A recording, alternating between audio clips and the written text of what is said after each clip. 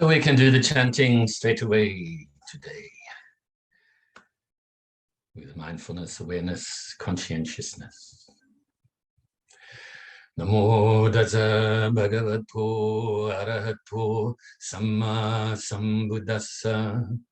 Namo Tassa Bhagavato Arahato Samma Sambuddhassa.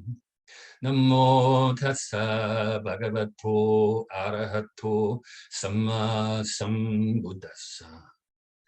Buddham saranam gacchami, Dhammam saranam gacchami, Sangham saranam gacchami, Dutiyampi Buddham saranam gacchami, Dutiyampi Dhammam saranam gacchami, Dutiyampi Sangham saranam gacchami, Dutiyampi Buddham saranam gacchami, Dutiyampi Dhammam saranam gacchami, Dutiyampi Sangham saranam gacchami. Namo Buddhaya, Namo Dharmaya, Namo Sanghaya, Namo Buddhaya, Namo Dharmaya, Namo Sanghaya, Namo Buddhaya, Namo Dharmaya, Namo Sanghaya. I take refuge until I am enlightened in the Buddha, the Dharma, and the Sangha. Through the positive potential I create by practicing the 6 paramitas, may I soon attain enlightenment in order to benefit all sentient beings. I take refuge until I am enlightened in the Buddha, the Dharma, and the Sangha. Through the positive potential I create by practicing the 6 paramitas, may I soon attain enlightenment in order to benefit all sentient beings. I take refuge until I am enlightened in the Buddha, the Dharma, and the Sangha. Through the positive potential I create by practicing the 6 paramitas, may I soon attain enlightenment in order to benefit all sentient beings. May all sentient beings have happiness and its causes. May they be free from suffering and its causes. May they never be parted from their happiness beyond suffering. May they abide in equanimity, free of bias, attachment to the near, and aversion from the far. I shall cause this. Great compassionate Buddha, please inspire me to be able to do so. Reverently, I prostrate with my body, speech, and mind, and present clouds of every types of offerings, actual and mentally transformed. I confess all of my negative actions accumulated since beginningless time, and rejoice in all the virtues of all holy and ordinary beings. Please remain until cyclic existence ends, and turn the wheel of Dharma for all sentient beings. I dedicate the virtues of myself and others to the great enlightenment. However innumerable all sentient beings are, about to save them all. However inexhaustible my delusions are, about to extinguish them all. However immeasurable the Dharma teachings are, about to master them all. However endless the Buddha's way is, about to follow it completely. Om Mani Padme Hum. Om Mani Padme Hum. Om Mani Padme Hum. Tayata gati gati para sungati buddhi soha. Tayata gati para sungati buddhi soha. Tayata gati para sungati buddhi soha. So now get yourself comfortable for some meditation. Initially, as per usual, we will release the tension in the body. So gently close your eyes, have your lips gently touching with your tongue resting on the upper palate above the top teeth. Of course, if you have to lean up against the back of a chair or lie down even, if you have a bad back and the like, then do that. Otherwise, try to keep yourself upright but not rigid in the position, whether that's the full lotus position or the half lotus, just with legs crossed or seated on a chair.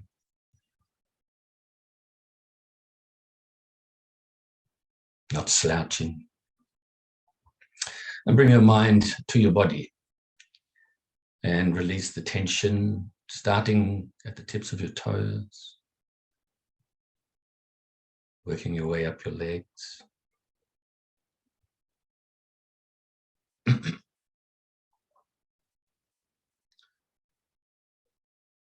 Past your midsection and then to your upper torso, up to your shoulders, down to the tips of your fingers,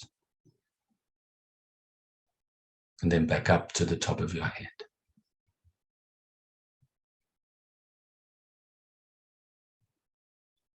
May I remind you to pay attention to not frowning. Relax your forehead and also don't clench your jaw. Nice relaxed mouth and face and neck. So now briefly scan your body again to see if there's any more tension in your body that you can release.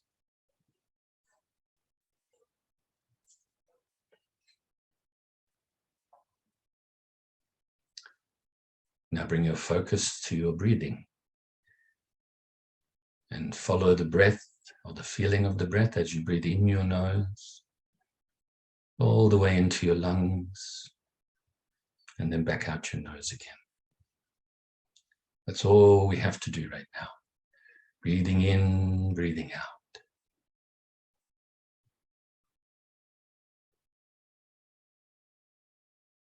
Quite often, if people ask me how I am, or what have you been doing, I just say to them, breathing. Breathing in, breathing out. Content with that. I think if we are content with the simple things like that, the basics, then it's more likely we will be content with everything, no matter what we have, or how little that we have, what we don't have.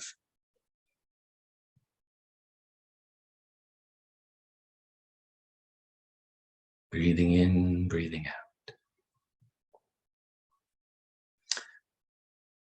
And now in this breath meditation, if there's any thoughts that arise or mental activities arise, don't cling to them. Don't grasp at them. Also, don't try to force them away or deny them, but let them go naturally by refocusing on the breath. And if you start to become dull or sleepy, then wake yourself up a little bit by refocusing on the breath more brightly.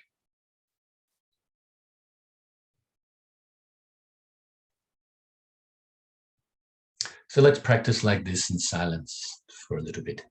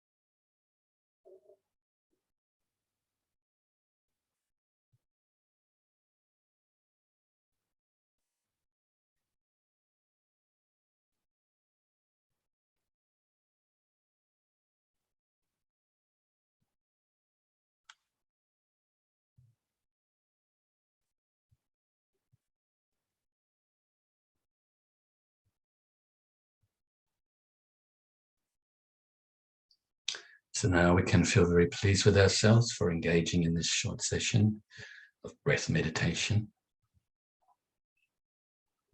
And fill ourselves with universal loving kindness. The great loving kindness, Metta.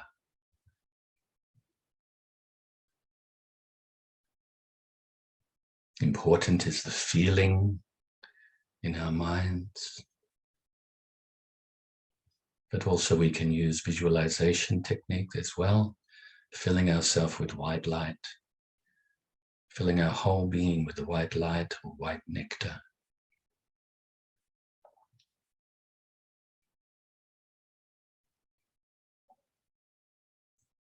Be your own best friend, your own master, your own teacher.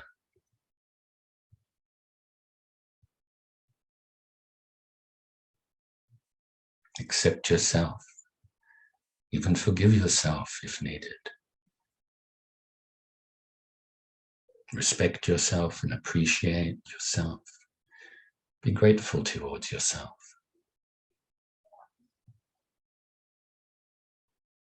And honest, maintaining good intentions.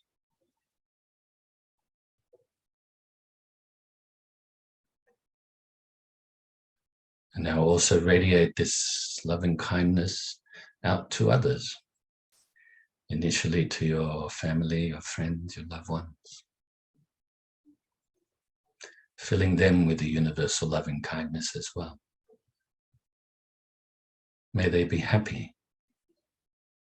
May they be free from suffering. And may they be peaceful.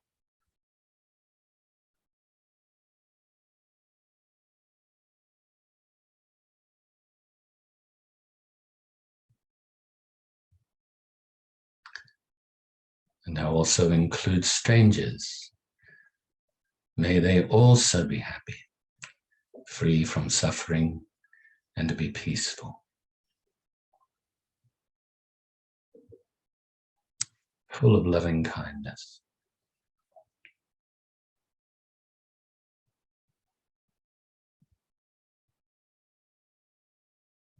And now also include those that you may regard as enemies.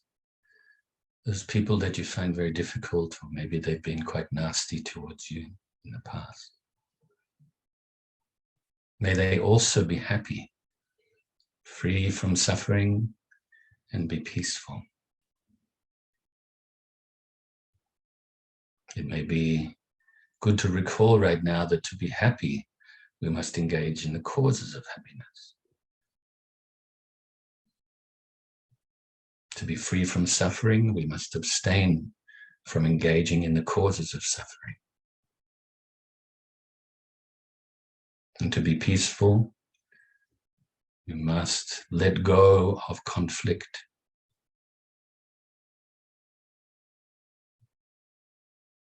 Must cause the peace, or unveil the peace, if you like.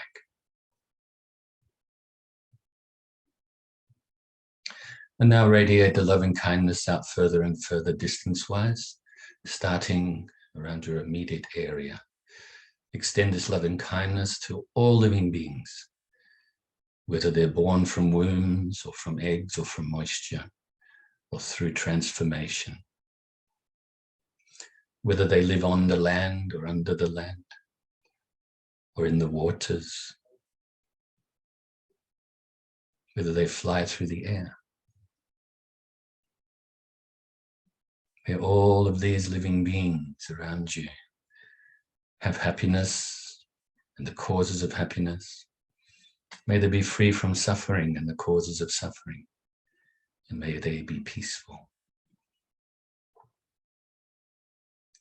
Now gathering more momentum, let's radiate this loving kindness out further and further distance-wise to now include your whole state, or to pervade your whole state or county. And all the living beings that reside here.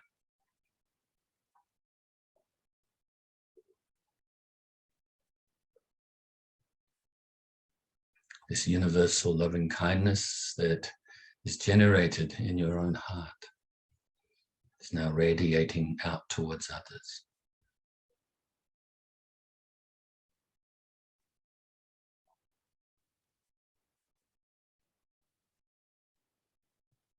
And now let it pervade throughout other states and counties throughout your whole country.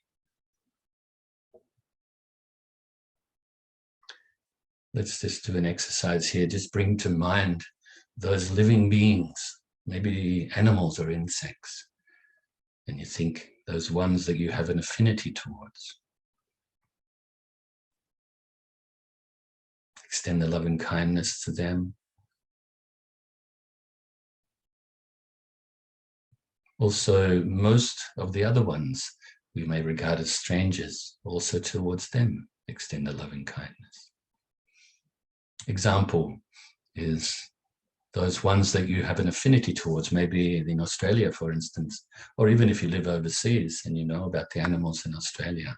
Maybe you like kangaroos or koalas. Very easy to extend a loving kindness to them. But we have to think about it a little bit more when it comes to those that we're not familiar with. Don't even bring to mind at all normally.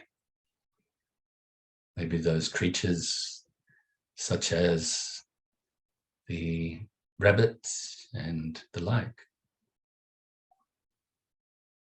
And now extend the loving kindness to those beings that we may fear or not like for whatever reason. Maybe the crocodiles and the sharks and the spiders.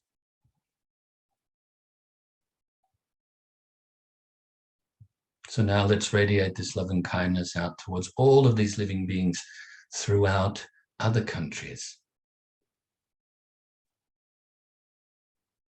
Once again, starting with those that you have an affinity towards. Maybe you lived there. Maybe you had a nice holiday there in the past. Or want to have one in the future. Extend the loving kindness to all beings throughout these countries. And also those countries that you're not familiar with, that you don't think about. And also to those countries, for whatever reason, you may have some sort of negative feelings towards. May all of the living beings throughout this whole planet, including in the oceans, where actually is most of the life, if you think about it. Right to the core of the earth and to the outermost atmosphere. May all of the living beings be happy, free from suffering, and be peaceful. And I go beyond this planet alone to all the planets throughout the whole solar system. Extend your loving kindness. I remind you that's generated in your own mind, own heart.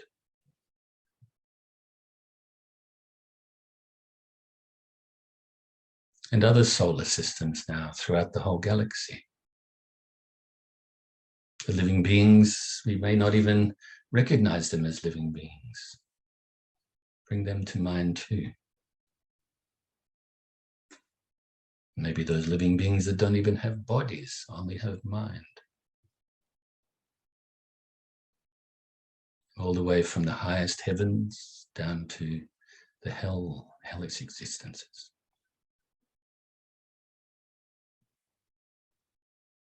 Other galaxies throughout the whole universe. Until your loving kindness pervades throughout infinite space.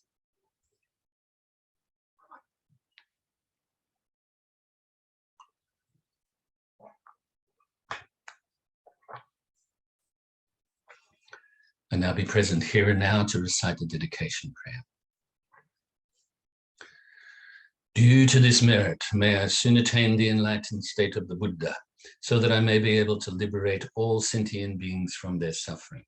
May the precious body, Chitta, not yet born, arise and grow. May that born have no decline, but increase forevermore. And may the precious view of Shunyata, not yet born, arise and grow. May that born have no decline, but increase forevermore. Namo Buddhaya, Namo Dharmaya, Namo Sanghaya. And so, as you know, we're concluding in parts the Metta Sutta, Sutra commentary. I hope you are getting a lot from it, and I hope that you're reviewing the videos if you don't remember, or maybe you've taken notes throughout the classes. And, you know, whether you agree with the teachings, you find them pleasing straight away, or you don't understand, or you've forgotten them, or even in the beginning, maybe you don't like them. So then you can check them and contemplate them for your own benefit and for your own understanding. Whether that's, like I said, reviewing your notes that you may have taken, or whether that's reviewing the actual videos themselves on the YouTube channel or Facebook. And I think it's always, I mentioned this last week, I think that it's always nice to do something again in the Dharma after you've done some sort of practice. And then the next time, like I said, to do with the book, if you read the book again or the sutra again, then actually you will understand it deeper the more you purify your mind. It's amazing that, you know. I remember when I first started reading a lot of Dharma books. I mean, that's constantly. If I wasn't exercising or I just started teaching at around this time, and my whole sort of existence really was studying the Dharma and reading the Dharma book. And I'd go from even really deep ones like the Lotus Sutra. I'd finish reading the Lotus Sutra, maybe 600 or 700 pages long, and then go on to the next one, thinking I understood the Lotus Sutra. And then, or actually realizing there's many things I didn't understand, but moving on to the next one. And then all of a sudden, a little while later, reading, in this case, the example I'm using is the Lotus Sutra, reading it again in parts and realizing that I read it too quickly. And also I didn't contemplate it enough, and sort of filled my mind, you know, in a way with the goodness of it, but not with genuine understanding. So by reviewing the teachings, even simple teachings, we help ourselves to develop the true understanding, and then to, of course, absorb our mind with this understanding. And so we are obviously onto the loving kindness teachings right now. So we're working our way to absorbing our mind with this loving kindness. Remember that the more loving kindness we have, loving kindness and compassion, and the other immeasurables, the less that we have greed and anger, hatred, all of these negative emotions. So in one sense, the loving kindness is the antidote, but also the loving kindness, we can develop this mind of ours. We can develop infinite loving kindness, especially when it's eventually based on the perfection of wisdom, the prajna paramita. Okay, so let no one despise or deceive or despise any being in any state. So let's not deceive. First of all, don't deceive ourselves.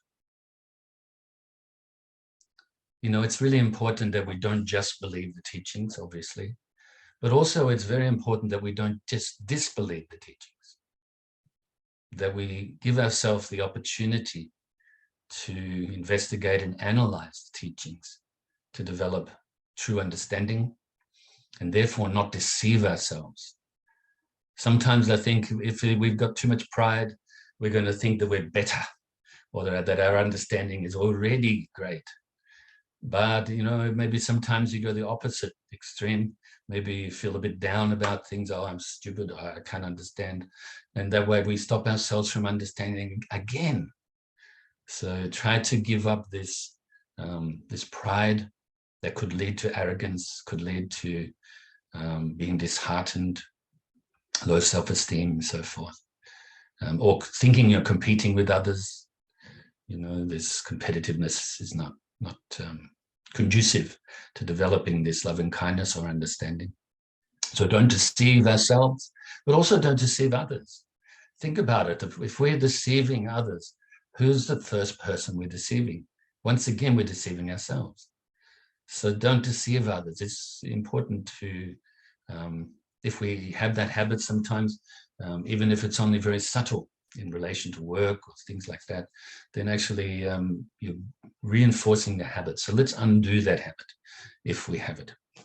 So don't deceive or despise any being in any state. So let's give up our bias towards not liking certain living beings, either because of fear or some past experience or whatever. Let's live in the moment here right now. And so let no one deceive or despise any being in any state. And that's those states that we don't even know about as well. Let's not despise any living being. If we find that we're starting to develop this negative emotion, this negative feeling, then recognize it there and then and let it go. Just remind yourself it's not helpful and actually can be harmful on the path to enlightenment. Harmful in the sense that it blocks our view of the truth. It blocks our ability to develop this true love and kindness and the other immeasurables. So that's important. And actually, I'm going to digress for a second. I wanted to share, some of you know this story already. I'm going to embellish it and paraphrase, but to do with meditation. And this can also relate to love and kindness meditation as well, absorbing our mind with the love and kindness. But this relates to, I had a question during the week about somebody said that they find focusing on the breath really boring. And I said that, well, you don't have to just focus on the breath. You can focus on other physical aspects, if you like, different parts of the body, or, you can focus in between your eyes there, like that spot there, or you can focus on a mantra, and then, the sound, maybe as you gently chanting the mantra. You can focus on many things. You can have your eyes open and do something, even try to not be confused, but maybe you're watering a plant or something like that. You don't have to just use that, but it is probably the best one, because it had, for many reasons actually, but initially it brings the mind inside the body. It helps us to not be sort of thinking of the past, dwelling on the past, planning for the future, not to be, if we have our eyes open, not to be distracted. We're focusing on the breath, so we're not distracted about the visual or by the visual things around us. And so I think it's a very good one to focus on the breath. Also, it is said that the Buddha attained enlightenment by doing this. Of course, he had already gone through purifying the mind to profound levels of understanding and concentration already. Anyway, so what I said was, you don't have to do that, but it's best to do that. And then I actually wrote a little story as well, because I remember this story. I think it was the Shaolin Temple in China, the Kung Fu Temple, Buddhist temple actually, but they practice Kung Fu there. And there was one time, I think the master was keeping an eye out for his the next student to become the master after him. And so he apparently found this young guy, let's say he's 18 years old, and he decided that he was going to start to train him now. He'd already had good understanding of the Dharma, and the master, with his insight, perceived that this student would be really good at being the abbot of the temple in the future sometime. And so he said to this young student, who was a very good martial artist, he said, I am going to stop you from doing the martial arts throughout the day. You can do your morning exercise and then the evening exercise and then, of course, meal times. But the rest of the time, you're going to be meditating on your breath. You're going to practice anapanasati, mindfulness of the breath. And so this young student thought, okay, that's nice. So he started to do this. After some period of time, he started to get really agitated mentally. And he really thought this focusing on the breath is so boring, and he really missed working out in the martial arts and also sharing the training with the other students. And so he one day built up the courage and went to the master and said, Master, I'm so bored of the breath. And it is said tough love comes in. Don't do this in Australia because otherwise you may get arrested. But he grabbed him by the scruff of the neck, brought him down to the river and put his head under the water until just before, he couldn't handle it anymore. He lifted him up. He said, "Are you bored of your breath now?" So you get that sort of humor. Now, I don't know if this is a true story, whether it's not a true story, but I think it's a poignant story if you find yourself getting bored of the breath. Think about that. Breathing is so important, obviously. If we just for a few minutes we don't breathe, then probably no more life. So tough love, the Zen love, you could say. Grabbed him, put him under the water, maybe a couple of minutes. Are you now bored of your breath? And at that moment, it is said that that student had a moment of enlightenment, in a sense. He woke up, had some realization, and eventually, apparently, he became the abbot of the temple sometime in the future. Okay, so I thought I'd share that story with you. So now back to the loving kindness. I'll repeat, let no one deceive or despise another being in any state. Let none by anger or hatred wish harm upon another. So avoid harm, wishing, even if you don't follow through with it, wishing harm for others. It's probably best if I have a look here. Let no one by anger or hatred. So try, if you get angry, try to but utilize this loving kindness as the antidote for the anger and also for the hatred or the despising of other living beings. And avoid wishing harm upon others, and obviously avoid harming others. Just as a mother would protect her only child with her life, even so let one cultivate a boundless love towards all sentient beings, and let one radiate that boundless love towards the entire world, above and below, and in all directions, without hindrance, without ill will, without enmity. So also let's free our mind from the hindrances, of the being very attached to yourself and those other beings and things that you find pleasing, and also let yourself be free from aversion from those things you may find unpleasant, or those people that you may find unpleasant. That doesn't mean you have to hang out with people you find unpleasant, but give up the aversion in your own mind. It doesn't mean you have to hang out with those people and those beings that you find pleasant, because it's not always going to be the case. Give up attachment for it. It doesn't mean that you won't hang out with them. And free from unfriendliness or enmity. So have a mind of amity and have a mind of mitra, friendliness. Okay, very important. And the example, we've already gone through this in detail, so I won't harp on about it, but the example of a mother's love for their only child. We should try our best to extend this type of love or radiate it from your own heart to other living beings. Even if you don't, it's not appropriate at that time to let them know or show it physically or whatever, then you can actually just within your mind generate, first of all, then radiate this loving kindness out to them. Just as a mother would protect her only child with her own life. So this is how we should view other living beings and extend this loving kindness towards them. And we should do this standing, walking, sitting, or lying down. In other words, throughout all of our postures. When we're awake, then we should do this. And then during our sleeping time, and then actually the mind will be filled with this loving kindness. It'll be now absorbed with this. And so then our sleep becomes virtuous as well. It's like we're training our mind in our sleep because we've trained our mind while we're awake. So during all one's waking hours, may one remain mindful of this heart and this way of living that is the best in the world. Once again, we don't have this perfect loving kindness yet. We don't have perfect equanimity, non-biased mind yet. We don't have the supreme wisdom yet, but we train ourselves consistently, during all of our waking hours.